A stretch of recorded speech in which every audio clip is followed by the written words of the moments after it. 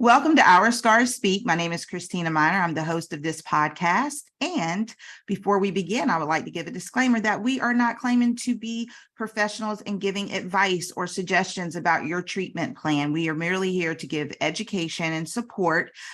So do not negate what your doctors and your professionals in your life are telling you to do.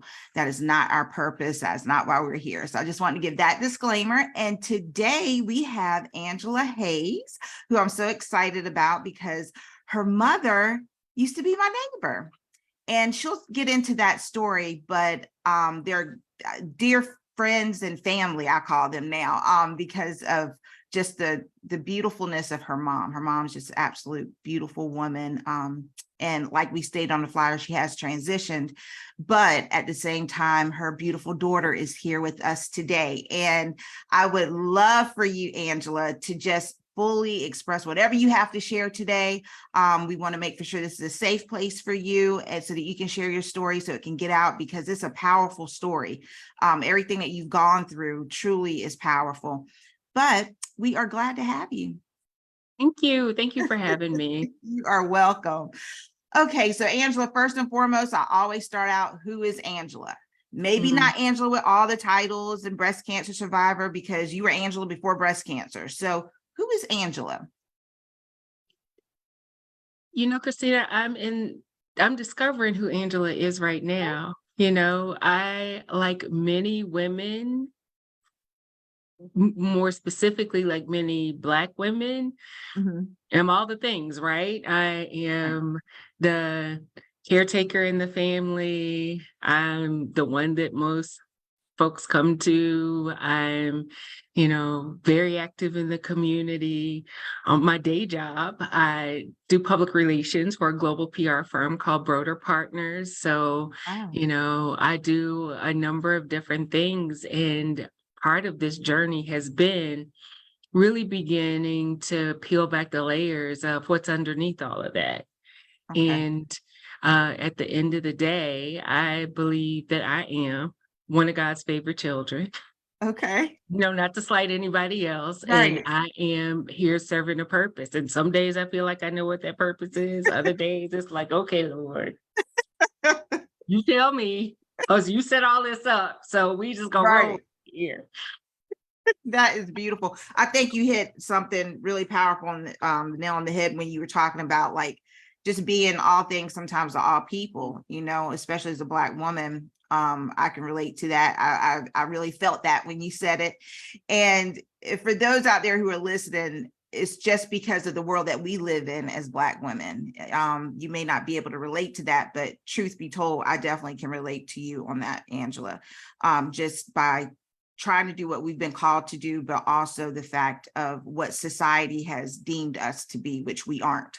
Sometimes the narrative is not correct. So trying to move beyond that narrative is something that I can definitely relate to. And it's just about just being yourself, but at the same time, knowing what we have to contend with as women completely. And then if you are African-American woman, so I understand. But so with that being said, we know you've had breast cancer, but what was life like before breast cancer? At the point of diagnosis, for me, life was incredibly hectic. I had recently, my husband at the time and I had recently assumed custody of my brother's children. We were dealing with my mother, who was having cancer experience herself, who had been diagnosed with metastatic gynecological cancer. I was working full time. I had recently been laid off and had launched my own independent public relations firm, and then joined another firm when my mother got sick because it was just too much to be independent and to try to be a primary caregiver for my mother. It was the onset of COVID. So I was trying to help multiple clients navigate what was happening in the world that none of us understood at the time. Right. So it was a very hectic time. And I often tell the story of how I discovered it. I just had a mammogram in December. Oh, okay. And in December 2019. and had just lost my father in 2019. I forgot that part. Right. And then, so this was March, right after the onset of COVID, late March, early April 2020. And I was laying in bed. I had kind of started the discovery, like I had started exploring different ways to just kind of get myself grounded and centered because Right. things were so hectic. I had started listening to binaural beats, Mhm. as a way to kind of chill out. Right. Right. And I was laying in bed listening to some soulful geofrequencies, and I was laying on my back. And I rolled over to my side, and my arm rubbed against my breast. Mhm. And when my arm rubbed against my breast, it felt like something as big as a golf ball was inside my breast. It was huge. And Wow. I told you I just had a That's mammogram. what I was about to ask you. Like, you just had your mammogram Yeah, December. We're here now in March, and now you feel this huge lump on your right side. Now, let me ask you my a left question. side. Your left side. So Mhm. prior to, I mean, I'm sure if you would have felt a lump, you would have gone to the doctor. So you did your Mm, self exams and stuff, never felt anything, but it was because mm-mm, of the way you positioned, maybe that mhm. it, okay. I believe it was a couple of things. I Okay. had just started, I I think those binaural beats had something with it, but I just happened to be listening to the beats. And when I rolled over, now my breasts are really large. And Mhm. so in the way that I rolled over and rubbed up against it, yeah, and it was huge. Never felt it. It didn't show up on the mammogram. Wow. So needless to say, everything was shut down. I went through the process of going in for a biopsy. When I went in for the biopsy, of course, I had to go by myself. Hmm. And actually, that first appointment wasn't a biopsy. It was for additional screening. She was like, something's not right here. I'm Right. going to refer you for a biopsy. And then after the biopsy, they confirmed it and then referred me to my surgeon. And when I sat down, but the interesting thing in this, Mhm. and it's why I often talk about this being very much a spiritual journey. Um, right after I had the biopsy, Mhm. the lump disappeared. Wow. And what I believe to have happened is that a cyst popped up right on top of where the cancer was. Mm. Hmm. And the cyst dissolved. The cyst ended up going away, but they were able to see the cancer. And it was very interesting because it didn't grow in a lump as many cancers did. It was growing Right. the length of the duct.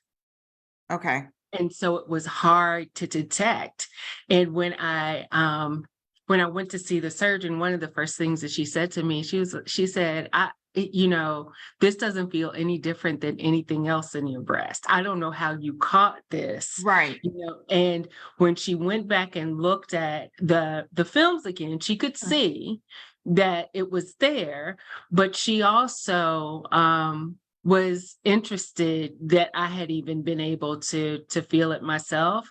Mhm. And I believe that it was divine energy working Yeah. in my favor to say, okay, Go I to know the you doctor. you need to go to the doctor. Right. And I'm gonna slow you down just a little bit because you got all this stuff going Hmm. on. We're gonna get you still for a moment so that we can focus um, on taking care of I Angela. believe you are 100% correct. And it does not sound strange to me because I tell people all the time it was pain and lumps that got me back to the doctor. I had been Mm-hmm. having lumps for years, but that pain was excruciating. But not only that, the lumps that I had that wasn't even associated, half of them with cancer in the first place. And so, Mm-hmm. yeah, I do believe that God will awaken us like, hey, look, you're going to endure this pain, you're going to endure these lumps or whatever it may be, but I need to get you back to where you're Mm-hmm. supposed to be so Mm-hmm. that it won't grow. I need for you to, Right. I always say pain, even though pain hurts, I'm thankful to feel the pain because sometimes the pain can unrelease, it can show us what's hidden. So Right. yeah, I totally. Absolutely. So from there, you found this lump, you got in Mm-hmm. there. So what did they say? Like, what was after the biopsy? Did they have to do multiple biopsies or just one? They did one, and they did all the work, and I gotta tell you, Christina, so much of what happened during that time is a blur, because I was doing this while I was also doing all of these other things. I was trying to take care of this, and I had to go for biopsy one time.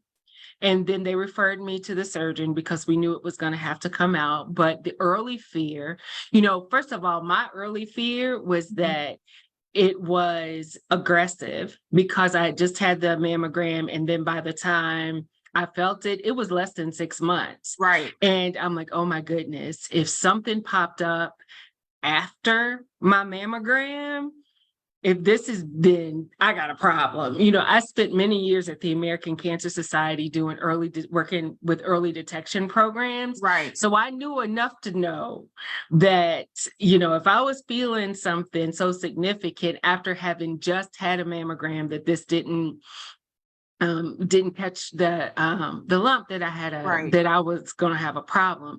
But as it turned out, it was not fast growing. It was very slow growing. It was what my oncologist referred to as, quote, garden variety old lady breast cancer, is what she said to me. She's like, there were no hormone indicators. So, it wasn't triple negative or anything like that. It was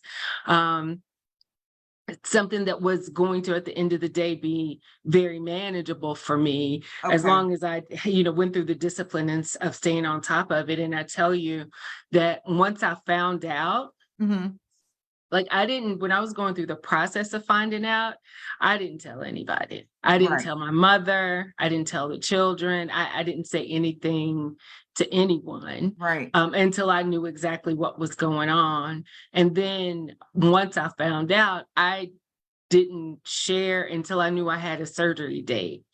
Because early on, they even said to me, because COVID had just started and, the situation with hospitals at the time, I didn't even know if I was going to be able to get in to have surgery. Right. Now, I know you talked a little bit about your mom was sick, and during that time, I can't even imagine. And I mean, maybe you want to share a little bit, like what exactly was going through your head, because your mom, you're watching her go through transitioning, and you had to tell her. Well, you did tell her. You didn't have to, but you decided to tell her. Like, how in the world did that process? How did that affect you even? That's a really good question. And at the end of the day, I trust God. I knew that one of the things that took me so long to tell my family and others was that I knew it was going to stir up a whole lot of emotion with everybody else. And, I do public relations for a living, so I manage the crisis, then feel it, So I turned off. You kind of made reference to just when we were prepping for this interview. Y'all. I knew her in that moment, and her mom was trying to. Do you mind me sharing that? Really quick? Please. So her mom was telling me, "Hey, look, my daughter, she has breast cancer. I need for you to talk to her," because her mother knew that I had just, I'm going through my own thing, and I was like, "Okay," I said, "but I don't think she really want to be bothered." It's like, I think she wants to be left alone. And I'm real sensitive and discerned, but I feel like people need to be left alone. I said, but I will try because of you, because I knew what she was going through. I couldn't imagine what you were going through, watching your mom having the same disease, cancer, as her, different, but the same wording. And you're going through that. She's going through that. I couldn't imagine how it felt as a mom, as a daughter, that whole situation. So I said, okay, I'll give it a shot. But every time I would come to you and try, you were just like looking at me like, and for those on podcast can't see, is she gave me that blank look, like, don't keep on saying hello to me and try to have a conversation. But I simply would just say, hey, how are you? And she just wasn't, and I get it, because sometimes you just need to process and you need to be in that moment with whatever emotion that is. Right. And in the beginning, I had to cut my emotion. Like I couldn't, I knew for me that before I could invite in how everybody else's feelings about what Right. I was going through, I needed to figure out how I felt about it myself first. Yep. I think that's And, powerful.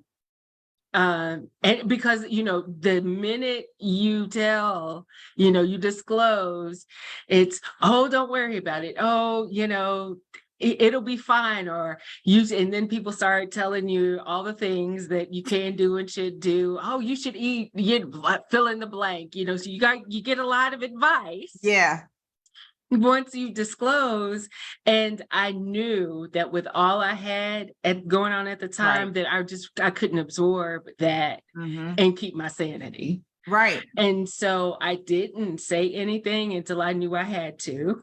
Right. And, and it's not that I hid from anyone, but I definitely didn't lead conversations with it. You know what I'm saying? And, and because I had to go through my own, but of course, the first thing that I thought was, am I going to have a mastectomy? Like, what is Right. this going to mean for me? Am I going to have to do chemotherapy? Am I going to lose my hair? Those sort of things.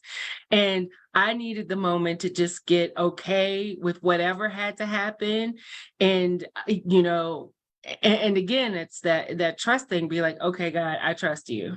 Yeah. I trust that whatever is going to need to happen for me, that I'm going to be able to move through it, and that the things that need to be taken care of will be taken care of. Yeah. And I think also part of the experience for me is that, and I also had a little bit of guilt, because once I was, I figured out what my experience was going to be like. Right. It's like, it's not that, it was almost shameful to even tell people that I was a breast cancer survivor, because I didn't have to do chemo. I didn't have to have a mastectomy. And so I'm like, I don't even feel like I deserve to stand with these women mostly, and men who have been through this experience, because I did not have to go through many of the things that that many people go through. So it's almost like that survivor's guilt, even though I had this experience that was very traumatic, I felt guilty about saying, Yeah. that I'd had this experience, because I know what it could have been. My sister-in-law lost her mother in 2017, I believe it was, to breast cancer. So, I kind of was very intimately familiar with the extremes. Right. And plus you were going through COVID at the same time, Yes. COVID pandemic. And that in itself, because I had a surgery during that time, and it was traumatic. I didn't think it would bother me till I got there, and I was sitting there by myself, and I'm like, whoa, this is a whole experience in itself. And you had to go through the actual entire treatment by yourself, not just one operation, but you went through radiation, or you had seeds, right? Yes, I did the seed therapy. And so that was intense. Want to talk about that just a little bit? I know we have a time cut off, but still, do you want to talk about that a little bit? Because I don't think some people may not know what that is. Sure. So I had the traditional radiation is like multiple days, and is one process, but the seed therapy, in layman's terms, again, not to add on to your disclaimer, I'm not a medical person, I'm describing my experience, so exactly, just experiences. Yes, so don't go ask no doctor to tell you and say she said, but the seed therapy is basically, they inject radiation seeds into your breast. And so I had like 24 tubes that they inserted in one side of my breast and ran out the other side of my breast. And I tell people, I felt like I was in the Matrix, because they would shoot the seeds of radiation through these tubes, and it would run through your breast. And it was like a couple of day process where I went every so many hours to have this therapy. Went in for the surgery, they inserted the tubes, and then I'd do the process, go home, come back, do the process, go home, come back, and over a condensed number of days, I had the radiation versus, it being a month-long process of the traditional method. And for anyone who's seen her reel, there is a picture in there where it's like, her skin, and then there's a whole bunch of like little dots. And some of you may not know, like, what was that picture about? That's what she's talking about. That was the seed, correct? Was it that Yes. picture of it? Yeah. Yes. So you had to go through all that, then your mom, and that had to, and when I'm hearing you like the survivor's guilt, I get it, because I didn't go through chemo or radiation or tamoxifen. I did the double mastectomy, but our trauma is our trauma, and our story is our story. And all of us have such different stories, but we're here, thank goodness, to share them. And you're even today speaking not only on your behalf, but even your mother, I feel, because it was a part of your journey. And I can't imagine like everything that you were thinking. And I love the fact how you just said, you know what, even though you were never rude to me, you just looked at me like, yeah, all right, I'm doing all right. Let's keep it pushing. But even in that, because I knew where you were as far as like, you just needed to process. I think it's so good that you were so self-aware that you needed that time. Some people aren't, they just keep right on going. And not to say you weren't keeping on going, because you couldn't really stop life. But at the same time, you knew you couldn't have a lot of conversation. You couldn't worry about how people received it. You just knew you had to get through this moment. That's what I heard you saying. Is that pretty much somewhat where you were? Yes, very much. And I'll tell you, that is how I live my life. Wow. It's really easy for us to get consumed by the desires and opinions of the people around us and the ones that we love. Yeah. But I am typically that one in my family who will make the hard decisions that nobody else wants to make. Gotcha. And I believe that even when you have to make hard decisions, you have to be able to do it in love. You always have to be able to lead with love.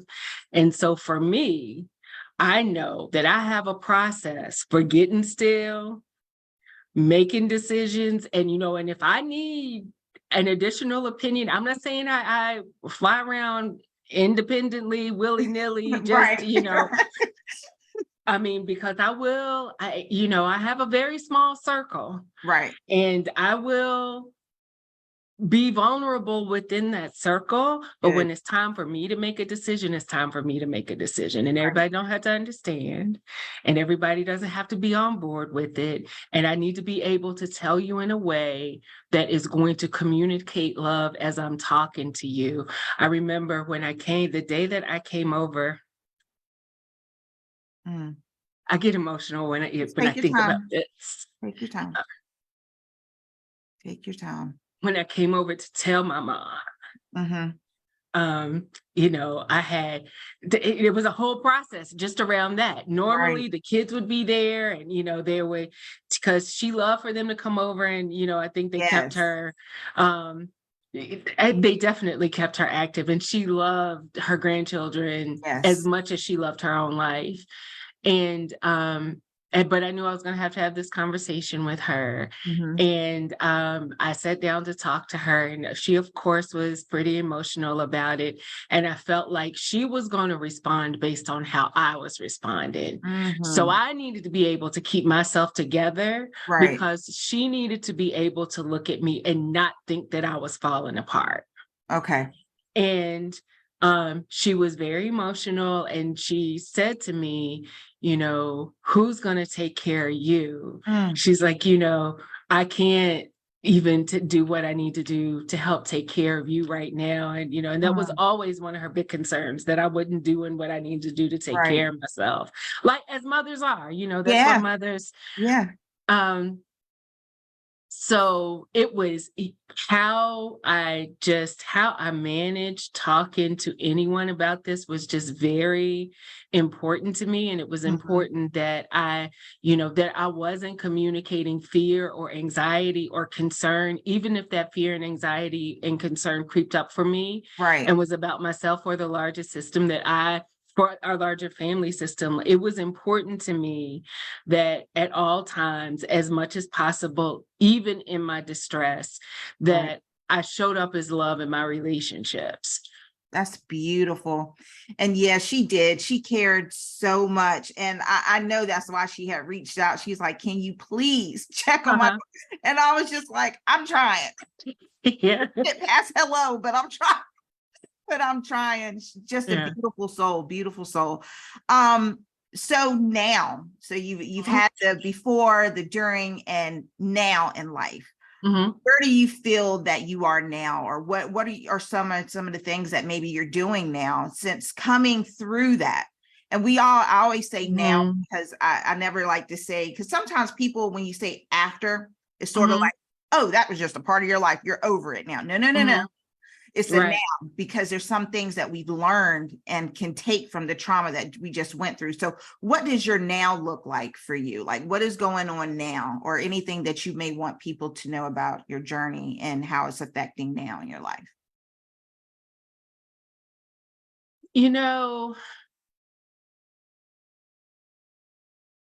Definitely put me on a spiritual path that is a little different from the traditional religious path. I grew up in the church, and and have all my life very much been part of like that church culture. And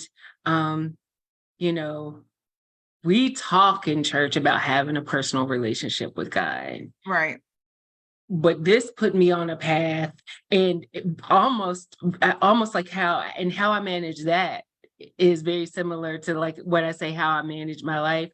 Not everybody has to understand my journey. That's right. And it don't have to necessarily fit in somebody's, in the bell curve of what somebody in church believes that your relationship with God is supposed to be. But I know 100% for sure that this brought me into alignment with the divine creator, and that and it has helped me to strengthen that journey. And it fortified me for some of the other things that I was going to have to deal with. One of the first things coming out of this experience that it kind of stimulated for me is what it means for me to be this, almost 50-year-old woman. And one of the things that I did, which may sound a little crazy, but I went and took some boudoir photos. Oh, girl, no, that don't sound crazy. I took my whole shirt off on Women's Health, so I get it. Well, But no, I seen your photos. They are nice. I was like, look at her go. Thank you. And that was part of how I needed to figure out what it means to connect with this feminine energy with me that I just had not been attentive to for a while. And because we get so consumed by being all the things to all the people. And which then again, as it took me on this journey, and a lot that was the start of just a very traumatic period of time in life. I lost my father, then I got diagnosed with breast cancer, then I lost my mother, then somebody tried to kill my sister, then I lost my stepmother, and then my husband and I separated. So there was just a number of life experiences that I needed to get in solitude and grounded with a Mhm. divine source to be able to handle. It's Lauren London, one of my favorite videos. I think she was doing an interview with Jay Shetty or somebody, but she talks about how you will get chin checked by life. Oh, yeah. And Yeah. I was definitely in a season where, I was getting chin checked by life. Yeah. And what it taught me with the breast cancer experience and also the gratitude that I feel that, that divine creation decided that that experience was going to be a structure for me, Mhm. but there wasn't going to be a lot of suffering in it for Right. me. I didn't have a lot of suffering in my breast cancer experience, but I was going to need to learn some spiritual lessons in that process Right. so that I could manage all this other stuff that was coming down the pike. Yeah. And plus, just regardless of treatment plans, just hearing the words that we have it and then Mhm, seeing what it can do or what mhm, seeing, other family members or friends go through, that's traumatizing within itself. And the way that I think you handled your treatment has been great. And I love what you said about how it didn't come with necessarily a lot of suffering like other people's situations may have, but it still was a lesson in it. And that's what I tell people. mhm, There's no after act, like you gained something from this mhm, experience. If you really paid attention, some people may say, mhm, oh, no, I ain't getting, no, you gained something. But now whether or not mhm. you paid attention to the lesson is another story. So I think that's beautiful. So are there any organizations or I heard you say I don't know if you still have the business or not, but anywhere like anything that you're doing that you want the public to know about or to be able to reach you for? I didn't know if you had any advocacy work or your own business or anything that you wanted to share. Oh, well, thank you. Christina, I do a number of things, and actually, I'll probably follow up with you and see, Okay. because I would love to do something for your community. Another one of the things that came out of this for me was I got certified in this format called Own It, which is like among many things I do Uh-huh. group fitness, and so I decided I was going to take up chair dancing. Oh, okay. Oh, that's right. I did see I did see that. I would Oh my love to host goodness. an experience for the Our Scar Speaks community. That is Um, so neat. Yeah, a lot of yeah, people are doing that though now. yeah. And I mean, exercise should be fun. And I just Yeah. believe that it should be. I'm a firm believer in advocacy, and I'm a firm believer in supporting organizations and, being a contributing member Oh, to society. So and to information sharing. I think yeah. that's just important for all of us. So I don't know if you have a preferred list. I don't necessarily like to name organizations. I Right, will right. tell you that I got my treatment at Massey Cancer Center, Okay. and I love um I don't know if you can even see my on my first anniversary, they gave me this little crystal. It's a pink um crystal that they gave me to So celebrate sweet. my first anniversary. But that's where I received my treatment. If people are looking for volunteer opportunities, I would recommend Massey. But beyond that, I would encourage anyone who is not tied into the Our Scar Speaks community consistently to support your platform. I mean, that's where I Oh, would want to. thank you. I think what you're doing is so important, and it's a fresh voice in a space that Oh, sometimes gets really crowded. And you're providing a platform for all types of women to share. And what that does, it lets other women know that they're not alone in their experience. oh, you're about to make me cry. Thank you so much. I appreciate that. And that's the whole purpose of this is really to broaden it. It's not just about Mm-hmm. white women, Black women, this person, that person, it's about all of us. It's about all of us, it's Mm-hmm. about all of our scars and mental and physical. So thank you for sharing that. So you had a song Mm-hmm. and I want you to share the name of the song, the name of the artist, and why you chose that song. The song I chose was All Right by Shantae Moore.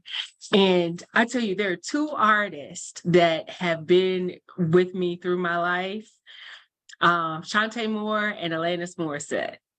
And I feel like their music was the soundtrack to my life when I was 19, 20. And at 52, you flip the songs around and play them in a different order. And it is still the soundtrack to my life. But All Right is one of those songs that I have just been in love with like my whole life. And she has a video circulating where she talks about the lyrics she starts, hello, my love, before the sun rises, after it goes down, I love you. And, at 1920, that's a love song to somebody else. And she says in her video that at this stage in life, that is her that's the communication to God. And when I talk about learning to have a different kind of relationship with spirit, it is one of those songs that just for me, it says, it's all right. It's all right. It's all right. No matter what it is, it's going to be all right. And if you can move through life knowing that whatever it is, that it's not going to be easy, it's not even going to be consistent, but it is going to be all right. It is going to be all right. That is so beautiful. Yeah, I had forgotten all about that song. That's what I'm loving about asking people about their songs, because it's like, oh man, I forgot that song even existed, or I haven't heard it before, and the words are great. So one of the other things is a word that you can leave with the audience, whether someone has a scar and is healing, has a scar and looking at it every day and it bothers them, or whether or not they have a wound that hasn't even become a scar yet. What's a word that you can leave to encourage the audience? My word is believe. Pre-experience and post-experience, my word is believe. Whatever you believe, that's what it is. If you believe it's going to be the worst thing and you're never going to be able to get through it, that's exactly what it's going to be. If you believe it's going to be all right, that's what it's going to be. If you believe that if you believe you can heal your scars, then you can heal your scars. If you believe that you can find peace in the experience, then you can find peace in the experience. If you believe that you can grow through what has happened, then you can grow through what has happened. If you believe that this experience is leading you to your greater purpose, then this experience is leading you to your greater purpose. So my word is believe. And, you have to believe, focus on those things that are good, Okay. Well, y'all heard it here. Believe. We have to believe. And my word, which now has kind of become more less, instead of a word, it's more like statements that I leave with people, or something I want to encourage someone with. And I hate that this person is weed eating behind me the whole entire time. Well, I can't hear it. We got maintenance going on and it's like really loud today. But nevertheless, I want to say that as I've known your mother and then become, as time passed, got to know you a little bit. I would say I know you as a safeguard and a safe haven for a lot of people. And I want to encourage you to continue to do that, but continue to have the balance that you've applied already to your life. But at the same time, do not worry about authentically being yourself. Yeah. Be who you are, love on you. It's nothing wrong with that. And I think sometimes as believers, especially Christians, a lot of times we want to put ourselves on the back burner. And I'm not saying you're a Christian, but I'm just saying like it can be any religion really, or any spiritual walk. But a lot of times we put ourselves on the back burner because in many of these situations, it's like you got to think about other people. You have to make for sure that other people are being taken care of, and you don't want to be selfish. And it's not being selfish, it's being the fact that I have to make sure I'm okay to be able to help anybody else. Right. I can't do this if I am falling apart. I can't do not just life, but the assignment which I've been given to Right. do Right. without taking care of me. So I think the beauty of you is that you are that safe haven. People feel comfortable coming to you and being comfortable knowing that it's not going to go nowhere else. This is as far as it's going to go. And that's beautiful and it's honored and it should be respected. However, make sure you don't lose yourself within it and make for sure Yes. that you stay authentically yourself. And I hear you all the time basically saying, I'm unapologetically me, and I'm okay with that. And Mhm. I know that comes with a lot of self-awareness. I know that comes, sorry. I know that has come with a lot of things in life that has caused you to have to be that way and to really Mhm. remember, don't forget about yourself and don't apologize for being yourself, but also having balance within it, because we never want to come off, disrespectful, which you aren't. But I'm just saying, like, you have really exemplified that. And I hope that you continue to do so and just continue to be vulnerable with those who God has assigned to your life, whoever your Right. God may be, just making for sure you keep those as close, your circle close, Right. vulnerable, because you can't, I think vulnerability is a good thing, but I think sometimes we can be too vulnerable with the wrong people. Right. And that can set us up too for failure. But I think that there has been certain people that have been assigned to us, whether we know them now, and there may Mm. be some people coming, and, Right. be open to those who may be coming that are supposed to be within your space as well. And, continue to use wisdom even within that. And I just want to encourage you to just continue to be authentically yourself. Thank you. You are very welcome. Well, thank you for, coming on Our Scarf Speak and sharing your story. Very impactful, and inspirational. And definitely we can link up afterwards whenever you have my Mm. number. Yeah. But thank you so much. And so for everyone who's listening, this is the end of this episode. We thank you for listening to Our Scars Speak. Whether you're listening or you're watching on YouTube, we appreciate your time. And just to let you know, remember that your scars, your mental and physical scars, speak a story, and it should be told when you are ready to tell it.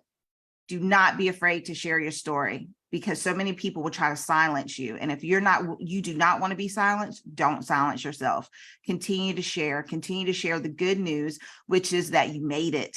You made it and you're making it. It's not to say you're perfect. It's not to say that things won't happen. It's not to say that you're flawed, because we all are, but you're making it. So I encourage each and every one of you to continue every day to get up and believe, like Angela said, and continue to pursue after all the things that you're supposed to do. And until next time, we love you and we hope to see you again soon. Thanks.